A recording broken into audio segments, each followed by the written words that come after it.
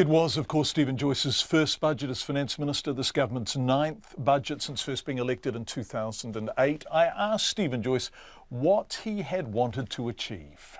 We're in a situation now where we've got an economy which is growing progressively more strongly, which gives us a bit of room to do some things, and it's about getting the balance right, investing in the infrastructure and the public services, but also making sure that we work to improve family incomes, because everybody has to share when the economy is doing a bit better.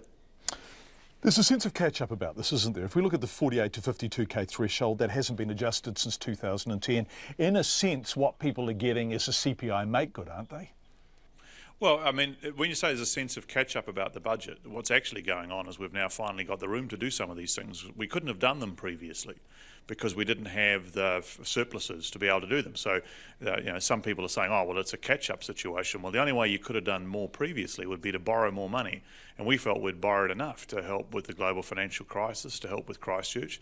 And so the trick here is to make sure you continue to bring net debt down while using the extra headroom to make these investments. So I'd argue it's exactly the right time in terms of where the economy is at, that the economy can support these initiatives.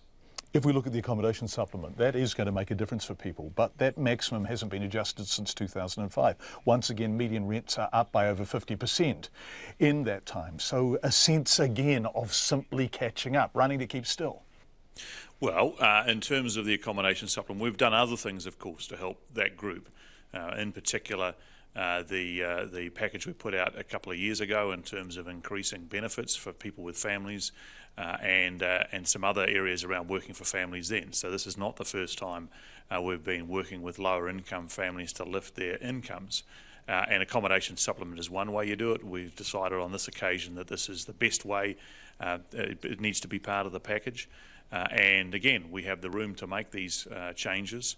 And this package delivers in particular for lower income families in terms of those that are looking after young children and those that have higher housing costs. It's very targeted, but it's, I think, exactly the right thing to do given that we have the room to do so. It is, however, money that is going by and large to private landlords. And I guess if we look backwards, is this because there was a failure of nerve and also projection by the government around social housing, around the government's provision of housing for precisely the people whose rent you're now subsidising to a greater extent? No, not at all. And in fact, you can't have a social housing policy or a housing support policy which is solely about the government owning the houses. And that's the political argument of the opposition, is that somehow the government should be providing all these houses. If you look across lower income New Zealanders, it's important that the private sector provides housing as well. It's important that people can be assisted to support their private sector rentals, if you like. And this has been the case for a long time. So the old, and if I may say slightly tired argument that it's not a good idea to be supporting people in private rental accommodation feels a little bit political and a little bit ideological. And in fact, the most important thing is that these people have access to housing and that they have an income after their housing costs, which they can sustain to bring up their families. It's an orthodox kind of budget, isn't it? Where are the surprises? Where is the stuff that is reinventing us as an economy, as a nation, for the latter part of the 21st century? Well, I think there's a number of things there. Firstly, this Innovative New Zealand program is now into its second year. It's a very big investment in the innovation area, in the IT area, the skills, the high-tech skills. It's increasing R&D. I mean, you've got a company at the moment up the Mahia Peninsula which is about to launch a rocket at some point, hopefully. And this is one of the more high profile of all our tech companies. So that is exactly what's happening. We are transforming the New Zealand economy with all that investment. And then you've got the social investment part, which I'm excited about. And I think people are only just starting to get to grips with this, which is just much more targeted investment to help people, for example, that are struggling with mental health issues. The traditional approach is that each agency tries to do its own thing with its little corner of the problem, but actually people with mental health issues have challenges in employment, getting employment and keeping a job. They have challenges in the health sector. They have challenges with their housing. and they have challenges with the justice sector. And social investment is all about making it about the person you're looking after rather than a government agency which says, I've got the solution to all problems, whatever the problem is, I've got the same answer. And that social investment approach is highly innovative. You say they have challenges with the justice sector. There's $760 million here for increased capacity in prisons. Doesn't that speak of a larger, sadder failure? Well, John, the government doesn't commit the crime. And it's people that commit crime, and public safety demands that when people commit crime and put themselves in a position where they're a risk to public safety, that they have to be put in a correctional facility, put in a prison. And that's actually New Zealanders first want to be safe, and then they want to see people reintegrated into society. And there's some really good projects through that social investment stuff I was talking about, which are in this budget, around reducing reoffending, getting people into life outside of prison, which is more successful. Look, nobody more than us wants to get the prison numbers down.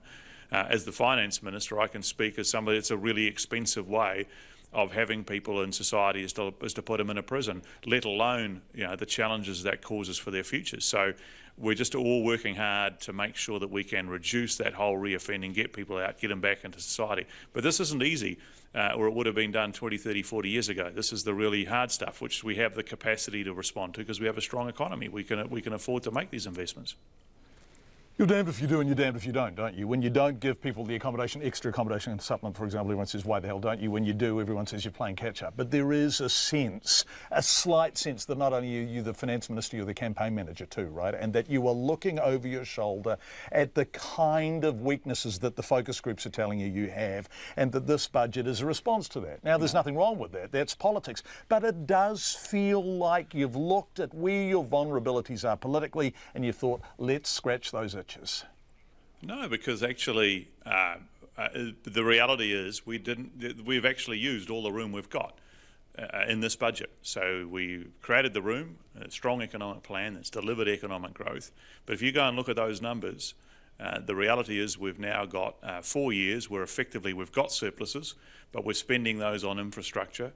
We've got the family incomes package, and the net effect is that we have no more cash. I mean, the cash is neutral over the 4-year period. So if we were to do any more at all, then we'd actually literally have to be borrowing more cash money at this stage of the economic cycle. And I would argue that's the wrong thing to do. But what I'm telling you is actually this means that this is the room we've been given by a growing economy and by an increasing tax take that allows us to do more things. And hopefully the public will look at the balance that we've struck, the initiatives that we've taken on and say, yep, that's broadly what we think. So of course there's a political element to the decisions that we make in terms of we want to be endorsed, obviously, for our approach. But our approach is what we think is right for New Zealand, and then we want to see the public go, oh, well, either we agree or we disagree. You say you want to do more things. Are there things that you haven't done here that you would like to do given another term and given the kind of surpluses that you are projecting? Oh, absolutely. I'm just new in the job as the Finance Minister. There's stacks to do. So, for example, on the family income side, I'd like to do more to simplify the system. We've done a bit today, but there's limits to what we can do. I'd like to see those thresholds adjust a bit more. So this is really what I would call stage one. But actually, there's no room in the forecast to do more at the moment. We have to keep growing the economy in order to get more room.